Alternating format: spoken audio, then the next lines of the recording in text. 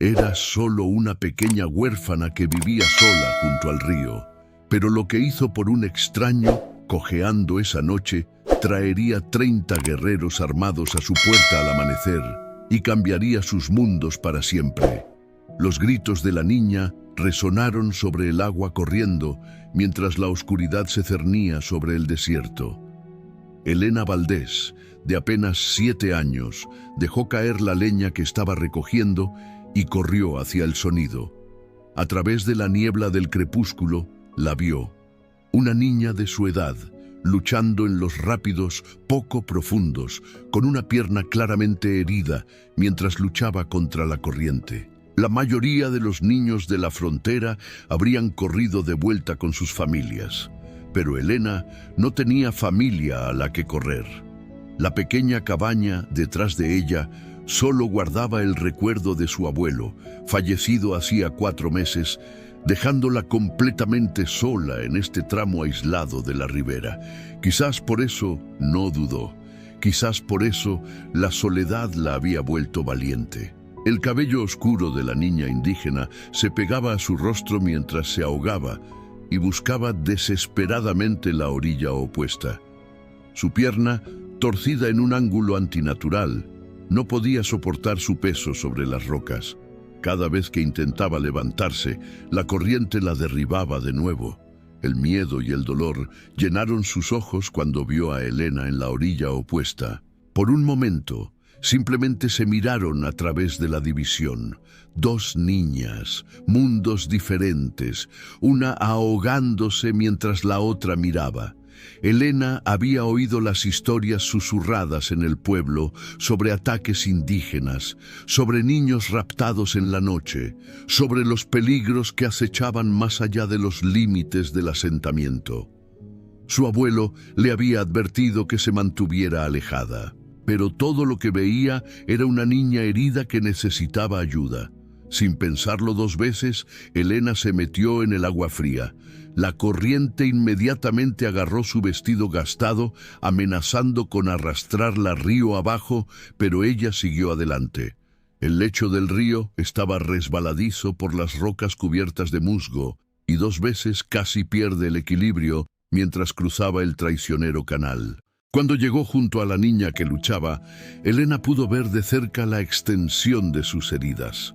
La pierna de la niña estaba muy hinchada, probablemente rota, y cortes recientes marcaban sus brazos por donde se había arrastrado entre la maleza. Su respiración llegaba en jadeos agudos y dolorosos, y su piel estaba fría y húmeda al tacto. La niña habló en su lengua nativa, palabras urgentes y asustadas que Elena no podía entender, pero no necesitaba entender el idioma para reconocer la gratitud cuando la veía. Trabajando juntas, lograron llevar a la niña herida a aguas más seguras y menos profundas cerca del lado del río de Elena. Subirla por la orilla fangosa resultó aún más difícil. La niña, que logró susurrar Citlali cuando Elena se señaló a sí misma y dijo su propio nombre, no podía apoyar ningún peso sobre su pierna dañada. Elena, pequeña como era, tuvo que medio cargar, medio arrastrar a su nueva compañera por la empinada pendiente hasta la cabaña. Cuando llegaron a la tosca puerta de madera, ambas niñas estaban exhaustas y empapadas. El abuelo de Elena había dejado suministros médicos básicos y ella hizo lo mejor que pudo para limpiar las heridas de Citlali y hacer una férula con palos de madera y tela rasgada. La niña indígena soportó el tratamiento con notable estoicismo, solo haciendo una mueca cuando Elena tuvo que volver a colocar lo que claramente era un hueso roto. A medida que la noche se profundizaba alrededor de la pequeña cabaña, Elena compartió su escasa cena de pan de maíz y bayas silvestres. Se sentaron cerca de la luz parpadeante del fuego, 2 huérfanas de mundos diferentes comunicándose a través de gestos y el lenguaje universal de la bondad. La fiebre de Citlali había cedido y algo de color volvía a sus mejillas. Pero lo que Elena no sabía, lo que no podía saber, mientras acomodaba a su inesperada huésped en la única cama de la cabaña, era que Citlali no se había perdido simplemente. Era la hija del jefe Lobo Veloz, líder de la tribu yaqui más poderosa del territorio, y 30 de sus mejores guerreros la habían estado buscando desde que desapareció hacía 2 días. Siguiendo su rastro directamente hasta esta solitaria cabaña junto al río. Mientras Elena se dormía en el duro suelo de madera, envuelta en la cobija de su abuelo, no tenía idea de que el sonido de los cascos ya se acercaba en la distancia. La primera luz del amanecer se coló por la única ventana de la cabaña. Pero no fue el amanecer lo que despertó a Elena. Fue el sonido de caballos, muchos caballos, rodeando su casa como un trueno rodando por la tierra. Se incorporó rápidamente, el corazón martilleándole contra las costillas mientras la realidad la golpeaba. A través de las rendijas de las paredes de troncos podía verlos. Guerreros pintados a caballo, sus rostros severos e implacables a la pálida luz de la mañana. Plumas danzaban en sus cabellos y armas brillaban a sus costados. Formaron un círculo perfecto alrededor de la pequeña cabaña, bloqueando toda posible ruta de escape. 30 de ellos, exactamente como advertían las historias. Citlali se agitó en la cama, sus ojos brillantes por la fiebre enfocándose en los sonidos exteriores. Cuando escuchó el ritmo familiar de los caballos de su pueblo, su rostro se transformó con alivio y alegría. Intentó sentarse, gritando en su lengua nativa, palabras que sonaron a celebración para los oídos de Elena, aunque no podía entender su significado. Pero los guerreros de afuera no respondieron con la misma alegría. Sus voces se elevaron en ásperas órdenes, y Elena escuchó el inconfundible sonido de armas siendo preparadas. A través de la ventana pudo ver al guerrero principal, un hombre cuya presencia imponía respeto, incluso desde lejos, desmontando de su caballo con propósito mortal. El terror inundó el pequeño cuerpo de Elena. Todo lo que había oído sobre lo que les sucedía a los niños que se cruzaban con partidas de guerra volvió de golpe. Las historias de ranchos quemados, de familias que simplemente desaparecían, de niños raptados y nunca más vistos. Había salvado la vida de Citlali, pero ahora parecía que había sellado su propio destino en el proceso. Citlali debió ver el miedo en el rostro de Elena porque extendió la mano con sorprendente fuerza. Agarrando la mano de la niña más pequeña, habló con urgencia, señalándose a sí misma y luego hacia la puerta. Su significado era claro, incluso sin un lenguaje compartido. Ella explicaría, les diría lo que Elena había hecho, pero ¿escucharían? ¿O el acto de bondad de Elena ya había sido interpretado como algo mucho más siniestro? Los pasos afuera se acercaban, deliberados y medidos. Varios pares de botas se acercaron a la puerta y Elena pudo oír el bajo murmullo de voces discutiendo algo en su lengua nativa. El tono era serio, casi sombrío, y captó lo que sonaba a ira en sus palabras. Citlali luchó por ponerse de pie a pesar de su pierna herida, apoyándose pesadamente en la pared mientras se preparaba para enfrentar a su gente. Miró a Elena con ojos que parecían mucho más viejos que sus 9 años. Y en ese momento, ambas niñas entendieron que todo cambiaría cuando esa puerta se abriera. El golpe llegó como un trueno. 3 golpes secos que parecieron sacudir toda la cabaña. Pero no fue el golpe violento que Elena esperaba. Fue controlado, casi respetuoso, como si pidieran permiso en lugar de exigir la entrada.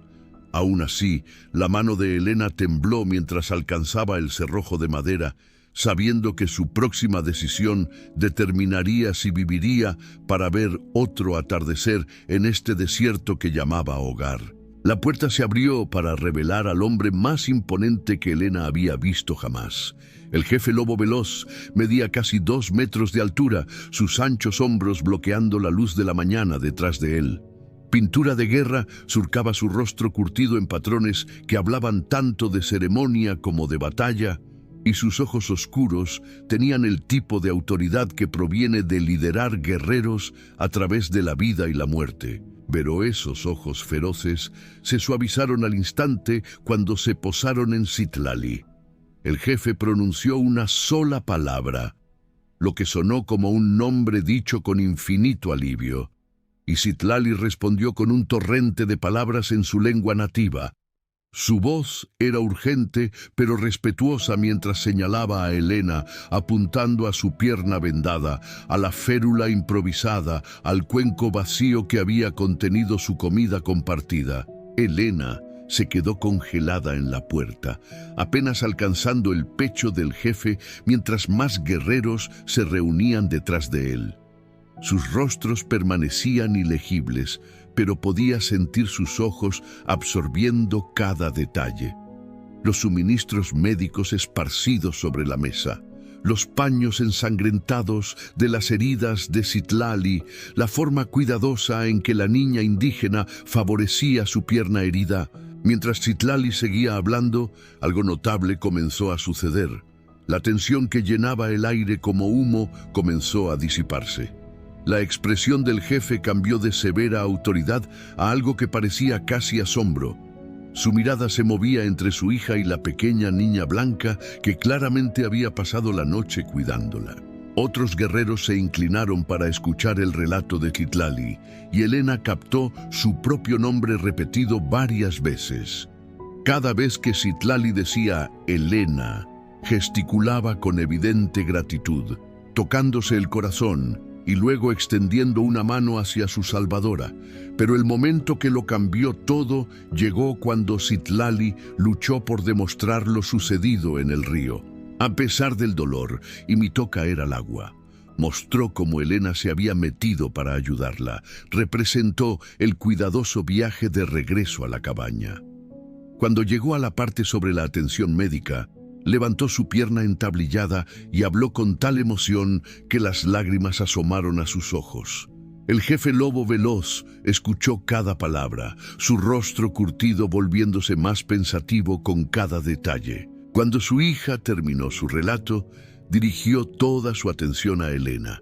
Durante un largo momento, simplemente la estudió. Esta pequeña niña huérfana que había arriesgado su propia seguridad por una extraña. Luego hizo algo que conmocionó a todos los presentes, incluidos sus propios guerreros. El gran jefe se arrodilló sobre una rodilla, poniéndose al nivel de los ojos de Elena. En un español vacilante pero claro, le dirigió sus primeras palabras. «Salvaste mi corazón». Se llevó una mano al pecho y luego señaló a Citlali. «Mi hija, mi corazón, tú salvaste». Los guerreros detrás de él intercambiaron miradas de asombro. Su jefe, un hombre que nunca se inclinaba ante los colonos, que luchaba por proteger sus tierras de la invasión, estaba arrodillado ante una niña. Pero lo que dijo a continuación cambiaría no solo la vida de Elena, sino la relación entre dos mundos que habían estado en guerra durante generaciones. El jefe lobo veloz metió la mano en una bolsa de cuero a su lado y sacó algo que hizo que sus guerreros jadearan audiblemente. Era un medallón diferente a todo lo que Elena había visto. Tallado en lo que parecía piedra sagrada y ensartado en un cordón de crin de caballo trenzada, los intrincados símbolos grabados en su superficie parecían contar una antigua historia de protección y honor. «Esto», dijo el jefe lentamente sosteniendo el medallón entre ellos, «perteneció a mi padre, a su padre antes, muchos abuelos. Su español era cuidadoso pero decidido, cada palabra elegida con el peso de la ceremonia. Se da solo a la familia, de sangre».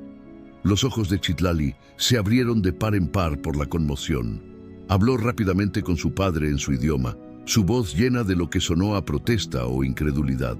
Pero el jefe levantó una mano pidiendo silencio, su decisión claramente tomada.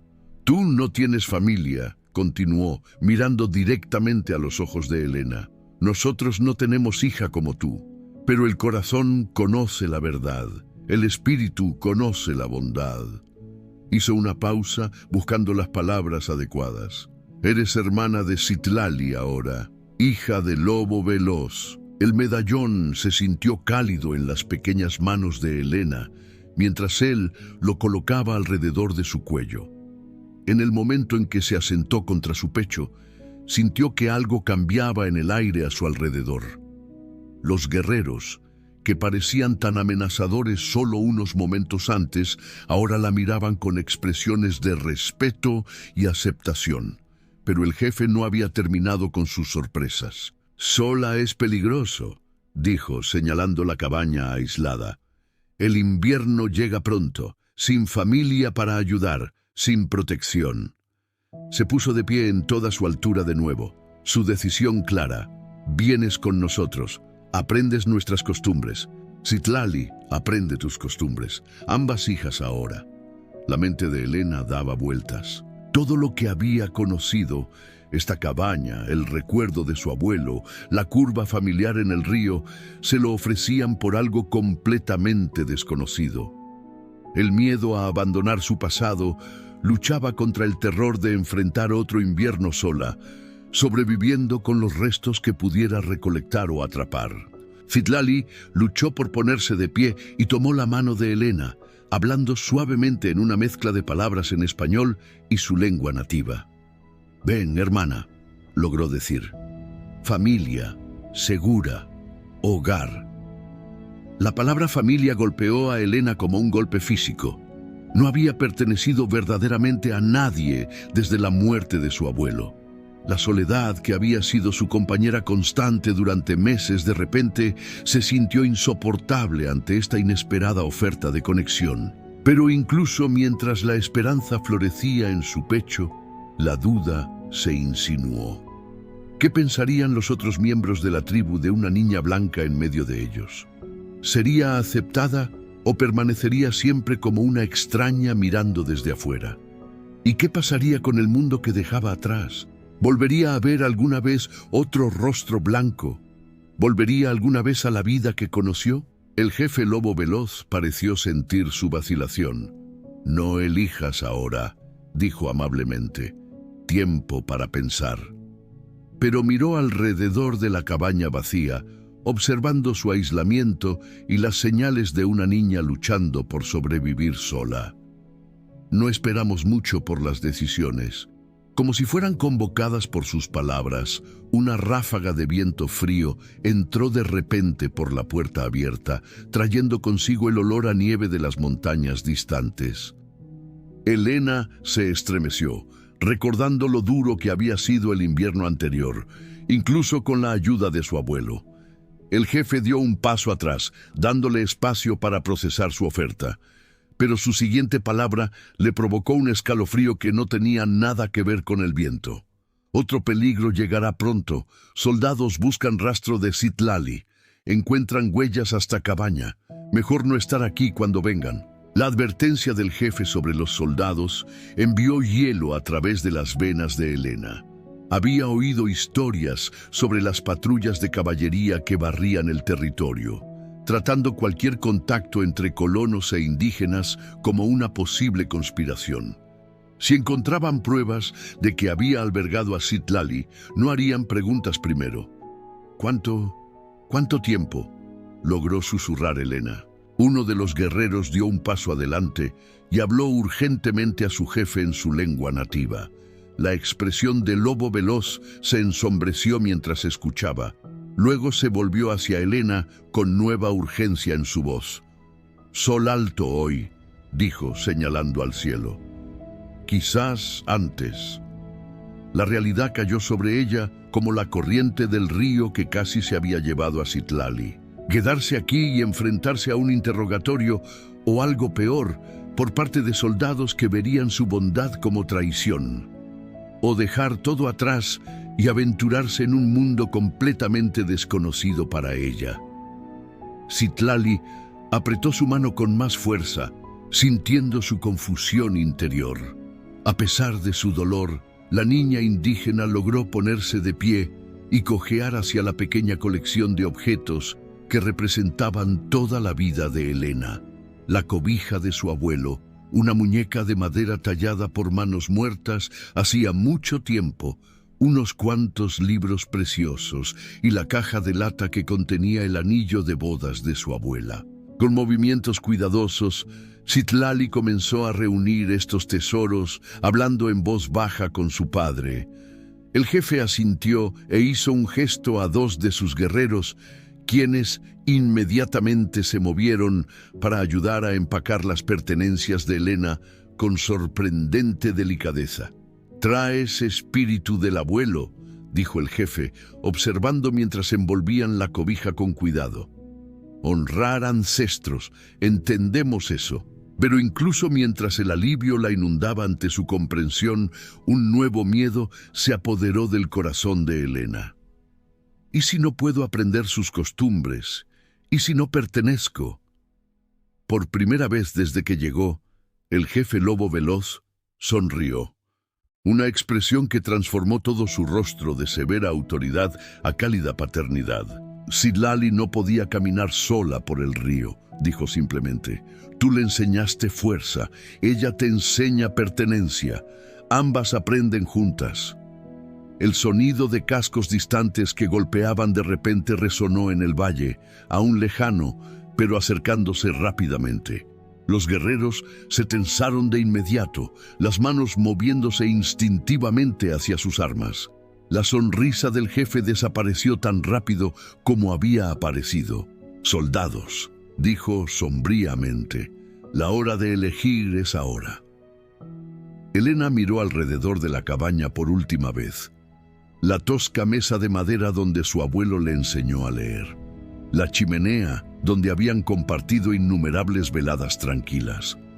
La ventana que enmarcaba el río donde una nueva vida había comenzado apenas unas horas antes. Luego miró a Citlali, que la observaba con ojos llenos de esperanza y amistad. Al jefe lobo veloz, que le había ofrecido algo que pensó que había perdido para siempre: familia. A los guerreros que ya la habían aceptado como una de los suyos. Los cascos se acercaban.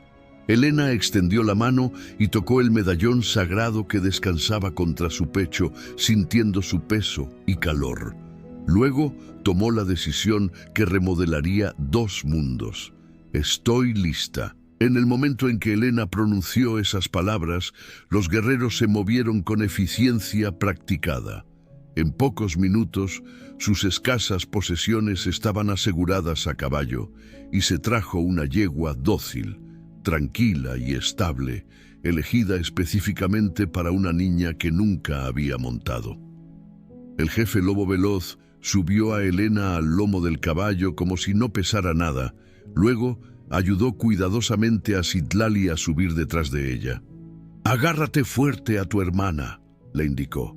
«Ella te mantiene segura en el caballo, tú la mantienes segura en el corazón». Mientras se preparaban para partir, Elena echó una última mirada a la cabaña que había sido su mundo. El sol de la mañana pintaba de oro sus paredes desgastadas por el tiempo, y por un momento casi pudo ver a su abuelo parado en la puerta, asintiendo con aprobación ante la elección que su nieta había hecho. La partida de guerra se movió silenciosamente, siguiendo senderos de venados que serpenteaban a través del denso bosque y cruzaban arroyos ocultos. Los guerreros se habían posicionado protectoramente alrededor de las dos niñas, con exploradores yendo y viniendo para vigilar la persecución.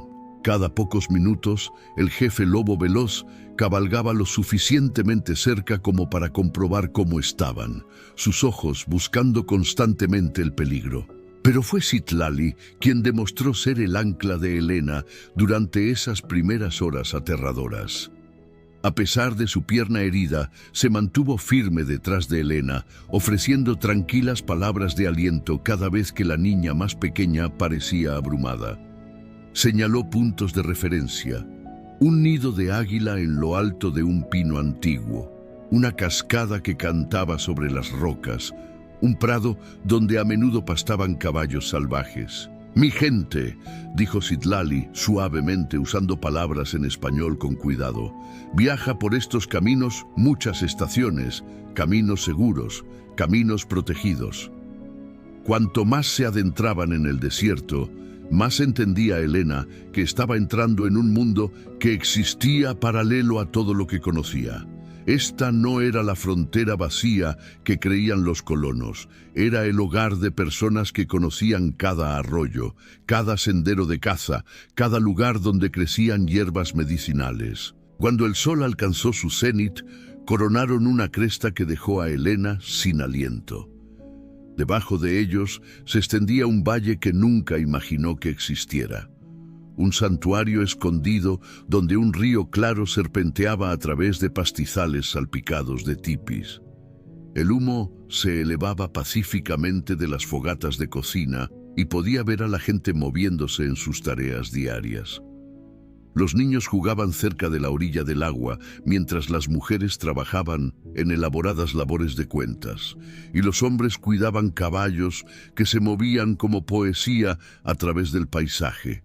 «Hogar», susurró Citlali, y Elena pudo oír la alegría y el alivio en su voz. Pero mientras comenzaban a descender hacia el valle, Elena notó que la gente detenía sus actividades para mirar. La noticia de su llegada claramente las había precedido, y la curiosidad sobre la niña blanca era evidente en cada rostro que pasaban. Algunas expresiones mostraban un interés acogedor, otras mostraban una preocupación o sospecha obvia. Algunas mujeres mayores hablaban rápidamente entre ellas, señalando a Elena en lo que parecía un debate serio.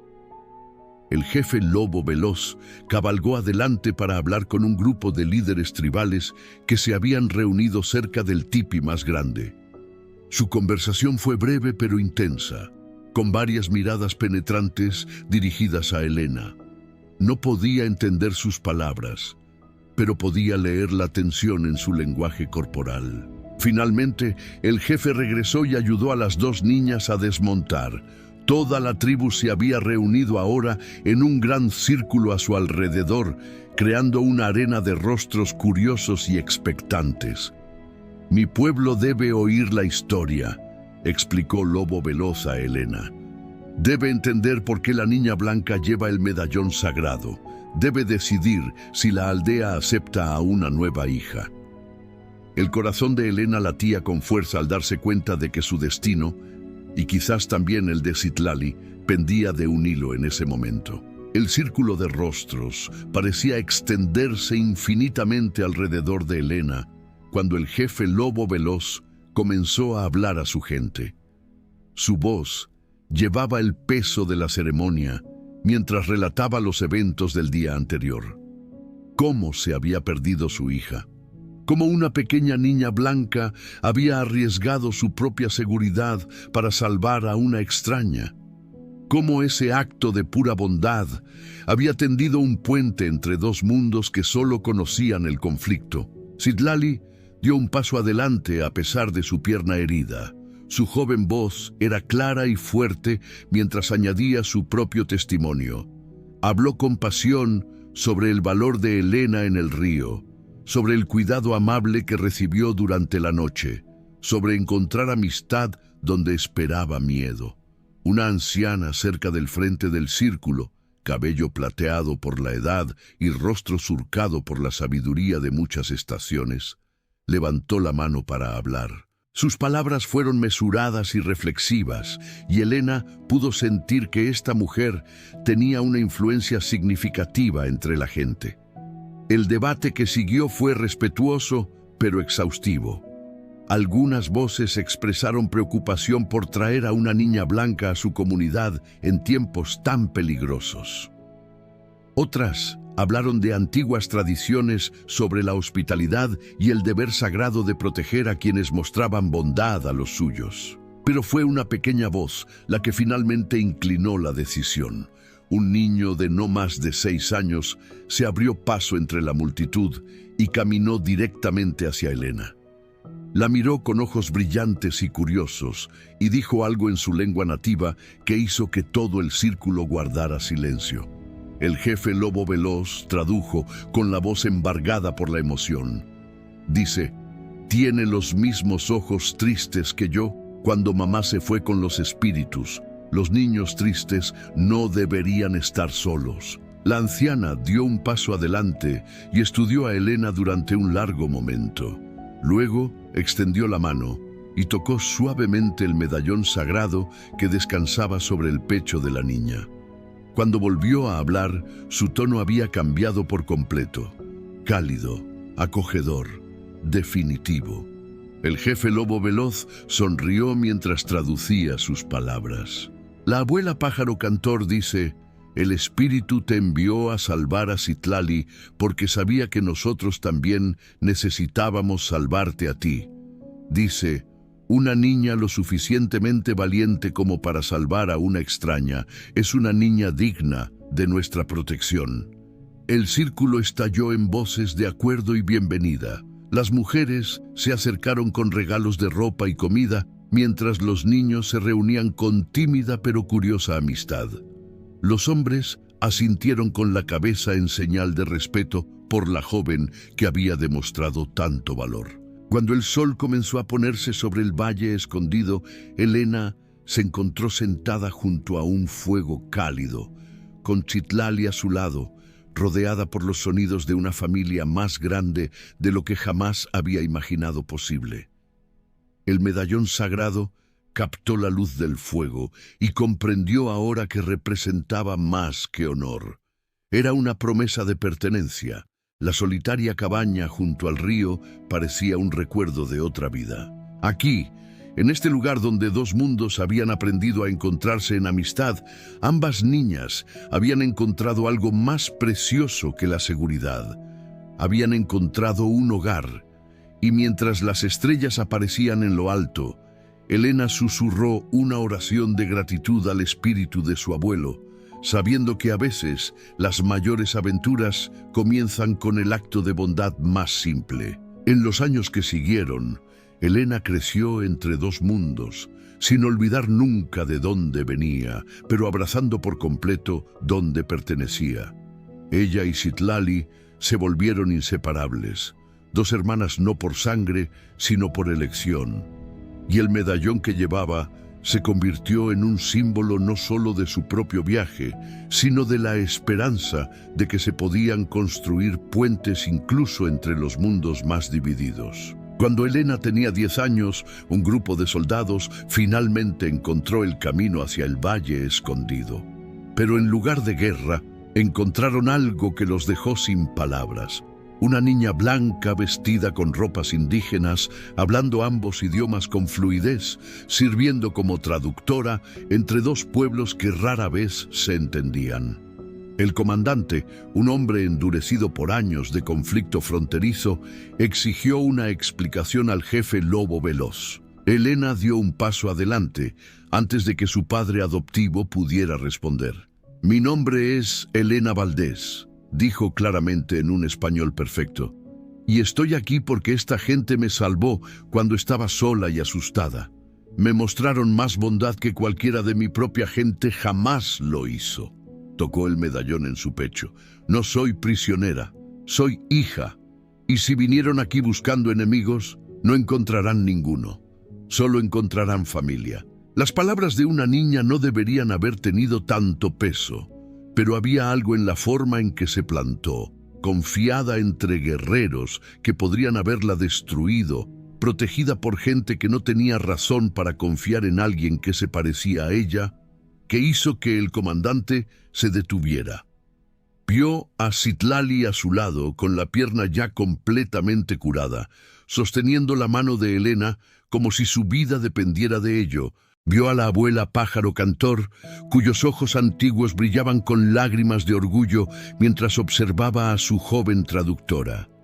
Vio al jefe lobo veloz, cuya mano descansaba protectoramente sobre el hombro de Elena, no como un captor, sino como un padre.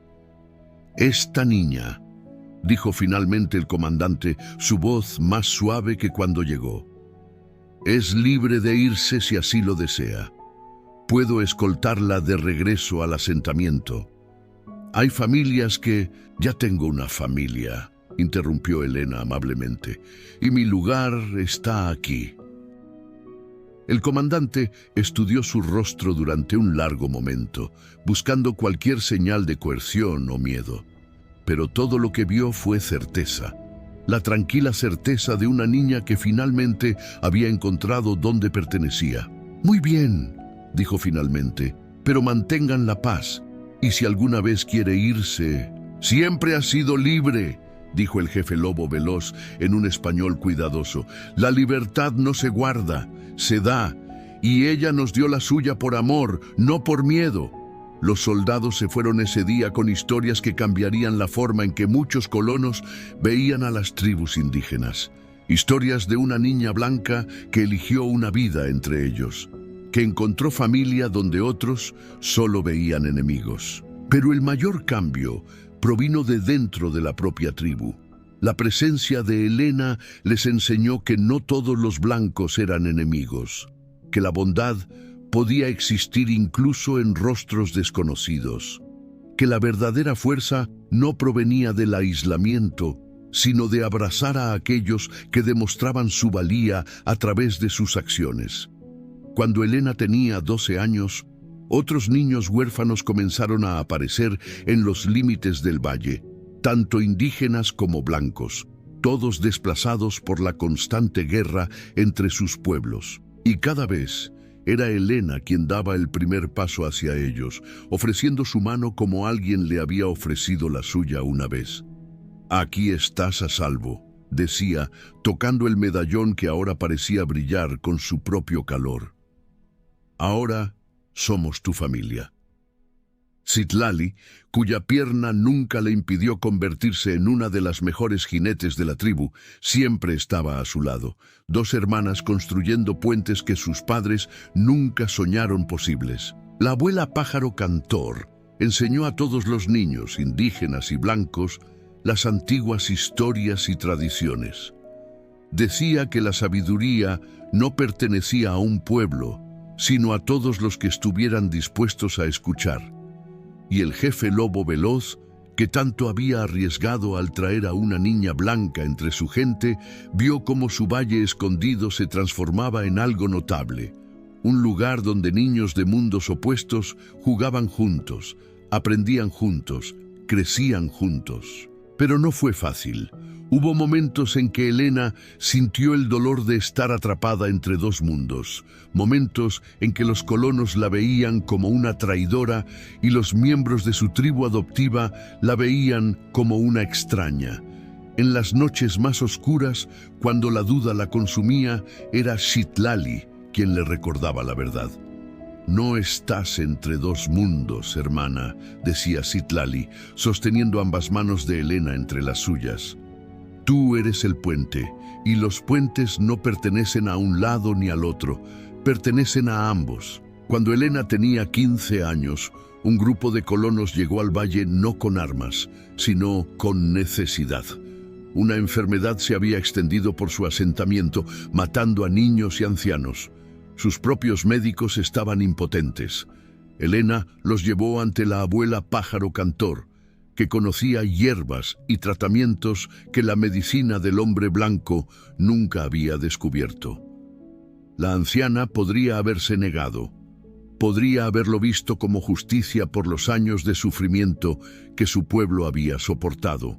Pero miró a Elena, esta niña que se había convertido en un puente entre mundos, y vio una oportunidad para enseñar en lugar de vengarse. «Salvamos a los niños», dijo simplemente la abuela Pájaro Cantor. «A todos los niños, siempre». Enseñó a los médicos colonos sus remedios, sus técnicas, su sabiduría transmitida a través de generaciones.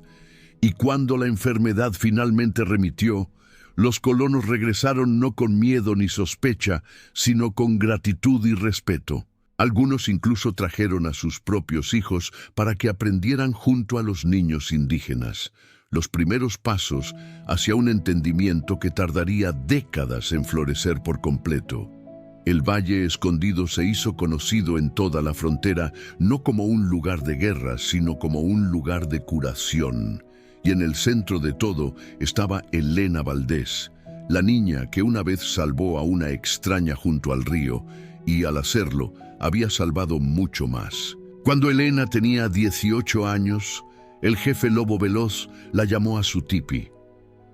Estaba más viejo ahora, con el cabello completamente plateado, el rostro surcado por años de sabio liderazgo.